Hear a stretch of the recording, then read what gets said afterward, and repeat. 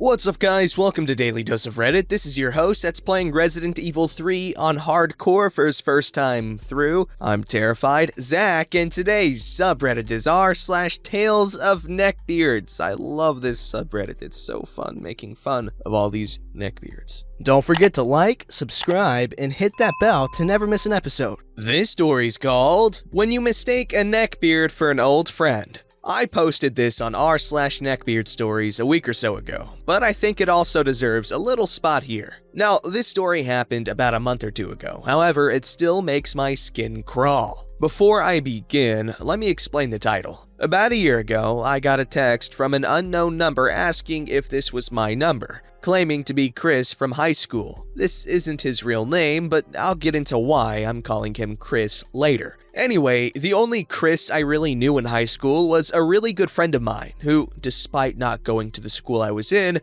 a friend group with me outside of school. The lot of us were so inseparable that we even had a little private site to keep in touch. Naturally, I was excited to see that he was trying to reach out to me and possibly try and reconnect again. So I confirmed that it was me. This would later bite me in the ass. While he was the one who usually initiated the conversations, we would have conversations via text once he did. One day, he said that he had gotten me some keychains of ghost-type Pokemon at our city's yearly anime convention, which is my favorite Pokemon type of them all. I was surprised that he was still going to cons, since back in high school, we would either go with at least 4 people in our group or not go at all. But I figured that he might have found another group or I was just stuck in the past. He said at some point in the future, he wanted to give them to me in person. However, I never could find any room in my schedule for us to meet up. That, and for some reason, I was really nervous. I had a crush on Chris back then, so that might be a factor. I was, and still am, a bit shy, so that might have been why. Or it might have been because my gut was telling me that something was wrong. Fast forward to around the time the Sonic movie came out. I got a text from Chris asking me if I wanted to see it with him. Since I'd heard surprisingly good things about it, and the fact that I'm gamer trash,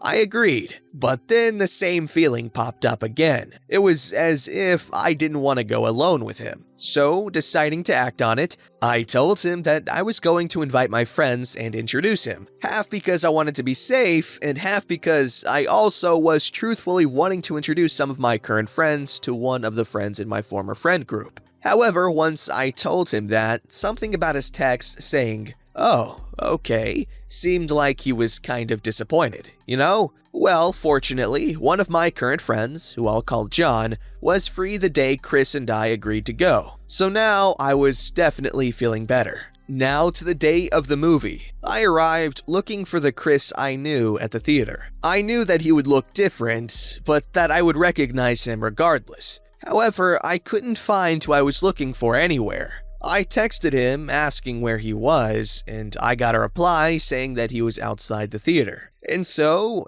I excitedly went outside, only to see someone who wasn't the Chris I knew. He looked familiar, sure, but he definitely wasn't who I was convinced it was. It was then that I realized that I royally screwed up. Memories of this Chris came back. He went to my high school, but we were just acquaintances. We would talk about games and stuff occasionally, and I would see him at the anime club in our school. But we weren't exactly close during that time. What I remember the most is that he would always wear his faded Ba-Bomb shirt and looked and sounded like he hadn't gone through puberty throughout the entirety of his life. Now is the moment I explain why I decided to call him Chris, which will also paint a picture of what he looks like. He looks so much like Chris from Family Guy that if there were ever a live-action remake, he'd get the part immediately. The most amazing thing about this was that he looked practically the same as he did in high school, save for a literal neckbeard. It was as if he found the Mountain Dew of youth or something. And the craziest thing, he still had that same Ba-Bomb shirt, which would make it over a decade old now. And I didn't know how long he had it beforehand. I instantly tried to think of any possible explanation. He was a fellow gaming nerd like me, so maybe it was a coincidence. Maybe I was wrong. As soon as he saw me, he lit up and came on over to me. Maybe he was wanting to say hi since he hadn't seen me for a while. He dug into his red jacket and fished out 2 keychains of, you guessed it, ghost-type Pokemon. It's a bit overdue, but here you go. Well, I might have been expecting someone else, but he was kind of a friend. Maybe this'll work out. Yeah. I accepted the keychains with a thank you and then realized something horrifying. How in the hell did he get my number in the first place? It was then that I began to look for the friend I had invited. I did not want to be alone with this guy right now. Fortunately, John arrived about 2 minutes later. It was now time for the movie. For those who haven't seen the Sonic movie, it was actually pretty good. Not the best, but definitely not what I was expecting from something featuring Sonic, as the franchise hasn't really had a good amount of games recently. After the movie, John had to leave since he was getting a ride with someone else. So now, I was stuck with Chris. Nope, nah. I was about to put in a request for an Uber. I medically can't drive due to epilepsy, so I have to rely on others to get from point A to B. When Chris spoke up, "You're not spending any money on a ride while I'm here. I'll get you home." This is where I stopped to think. Maybe I was being overly critical. Maybe I spent too much time reading the stories about neckbeards. After all, he seems nice enough. Maybe I gave him my number sometime in high school and forgot. Besides, if he tried anything, my phone had tracking enabled and my mom was extremely protective when it came to me. Well, he wasn't the one driving, apparently. Chris told me that his dad was going to take us home. Once again, I scolded myself for even considering him doing something weird and relaxed a little bit. We talked a bit until his dad arrived, which was honestly really nice, but I still wasn't going to openly reveal my address, so I typed it into Google Maps and I was finally in the home stretch. The ride home was uneventful, honestly. We talked a bit more, but that was about it. Finally, we arrived at my house. I said my goodbyes, and before I could open the door, Chris rushed out of his side to open it for me. Weird, but what he said next made me laugh. As soon as he opened the door, crap you not, he literally said, "M'lady," as he gestured outwards. This caused me to bust out laughing because I honestly thought he was joking with me. But when I did, he looked genuinely confused. Weird, but okay. Once I got to my house, I fished around for my keys since my mom wasn't home from her friends yet. Unfortunately, I forgot something very important. A few weeks ago then, I had went to Bali. My mom gave my house key to my neighbor so that they could put our mail and stuff inside our house, so as of right now, I was locked out. Seeing that I hadn't gone inside my house yet, I heard Chris's dad say from the car, "Go out there and be with her." This was enough for Chris to be encouraged to meet up with me on the porch while I was texting my mom the situation. When I got a response saying that she would be there in about 10 minutes, I explained that everything was fine and that he could go. Nope, he insisted on waiting with me because it was cold out. So now, despite me saying I was okay, he's going to wait with me. So I made myself comfortable on the porch swing, which was hard since he was making me extremely uneasy. It was then that he draped his jacket over my shoulders in order for me to not be cold. Please note, I'm wearing a very heavy-duty fluffy jacket that made the temperature feel like it was 75 degrees Fahrenheit. I told him so, but he, once again, insisted. It was now that both the cringe and creep level was steadily rising. I was now in a bad rom-com. Great. And then it reaches the pinnacle. He slowly moved closer to me, leaned on my shoulder, and sighed dreamily. I then heard the words that are branded into my brain. "I love you." What the... Fornication under consent of the king? I barely knew the guy in school. We hadn't seen each other since 2011, and he just said that he loves me. I then saw my saving grace in the distance. My mom. This gave me the excuse to hand him back his jacket, get up, and wait by the front door. After my mom arrived and dragged my suffering on by chatting with Chris a little bit, we said our goodbyes and I rushed inside. Since then, I haven't really talked to Chris aside from one-word answers to texts rather than conversations. In hindsight, I think he planned for this entire thing to be a date between us, which is why he was so disappointed when I said I was going to see if my friends wanted to come. I'm grateful for John for being able to come, to say the least. I've had some extremely minor encounters with neckbeards, but this one is definitely one of the ones that I'll never erase from my mind. Update. After replying to a comment about how he got my number, I remembered that I had emailed one of my best friends about the situation. They were both in classes together, and I decided to ask if she at some point gave my number to him back then or recently. She replied saying that she didn't even have my number due to a phone change, and that even if she did, she wouldn't just give it out like that. When I told her what happened, she told me that Chris did the exact same thing in terms of giving her gifts and being clingy. She explained that he was really insistent on her accepting his gifts, and that what happened to me sounded similar to what happened to her. This got me thinking, which led me to this conclusion.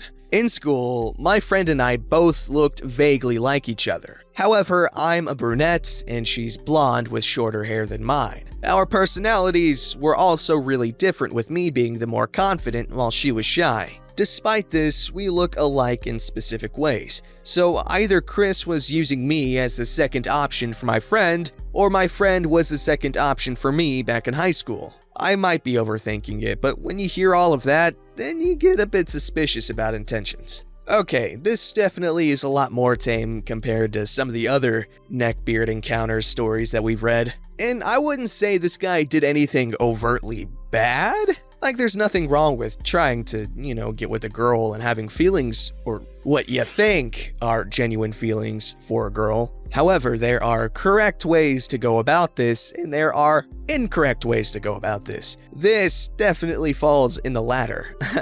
Oh God. His dad was encouraging him to. Again, don't give up, just learn to be socially aware, please. Man, you got this, Chris, you got this. This story's called, I Punched a Neckbeard and Don't Regret It. Okay, this will be a long one, so get comfy. Story starts at the beginning of high school, when I met our neckbeard. We'll call him Jay. He was a classical neckbeard, a very big guy with greasy hair, neckbeard, and a weird sense of style. And he smelled really bad. I'm a very extroverted person, and I knew almost everyone in school. But he really didn't want to talk to my friend group. It looked like he didn't like us. It all changed in spring, when I started going really early to school to squeeze in early practice, since I was preparing for an important boxing match. So when I would finish and go to the classroom, he was the only one there. I was very friendly with him, and we eventually found common interest: anime. I liked watching it, and even though I wasn't as obsessed as him, he was really happy about it. So we would talk about it every morning until the rest of the class came. Then he would retreat to a seat and be quiet. After some time, I noticed he would come to the bleachers even earlier, and he would watch me run and do exercises. I found it a bit weird, but didn't pay much attention until one morning he saw I was running with a guy from senior year. He asked me later if he was my boyfriend, and he sounded very pissed. I said no, he was just a friend, which was true. But he didn't believe me since he was a very handsome guy with tons of literal fangirls around the school. But I didn't really care to explain myself to him. He would also come to my after-school practice to watch, which was starting to be a bit annoying. Him following me around, but not being friendly around my friends. In sophomore year, I started training even more intensely, and didn't really have time to talk to him before or after class, but he did start messaging me and saying how cool I was, and different because I'm very masculine and have very short hair, and because of liking anime and video games. I really didn't like that because a lot of girls are like that, and it made me feel uncomfortable when he called me a goddess. I told him that, but he never really stopped, even though I rarely replied to his messages. In junior year, I met a girl I really liked. Eventually, I asked her out and we started dating. We were both openly gay at this point, and everyone knew we were dating, except, I guess, Jay. One day, I had a match and all of my friends came to watch me. Jay was there as well, in the corner alone, watching. I won the match, which was a very big deal for my career, and my friends immediately jumped to congratulate me. While Jay was on his way towards me, my girlfriend came to me and we kissed. He stopped, wide-eyed, and then left quickly. Later that night, he texted me and told me how she doesn't deserve me and all that "I can change you" crap. I was very mad at this point and started ignoring him completely. One Saturday evening, our whole class and lots of other people went to a birthday party. We all got a bit drunk, and I'm very friendly drunk, so when Jake came up to me on the dance floor, I wasn't acting like I wanted to kill him, and he took that as a sign that we were friends again, I guess. After some dancing, I went to the sofa to sit with my friends, with my girlfriend on my lap, and that was when he disappeared. We all thought he went home early since he didn't like parties, but God, were we wrong. I had to use the restroom, which was outside, and my girlfriend was waiting for me in front. When I came out, I saw her about 20 meters away, with him all about her. She was trying to move away from him, but he wouldn't let her. I quickly started moving towards them, and that's when he grabbed her wrist and waist very tightly, and she screamed. That was when I lost it. I stopped him and punched him right in the face, and trust me, I punch really hard. He fell to the ground with his hands on his nose, which was bleeding intensely. My girlfriend pulled me away, and we went home soon after that. His face was blue for days after that, and he never came near me or my girlfriend again. He's still very much a neckbeard, even worse since he got very perverted. But no one talks to him in school since they all heard what happened that night. I'm really not an aggressive person, and I never punched someone before or after that outside of the ring. But God, I really don't regret it.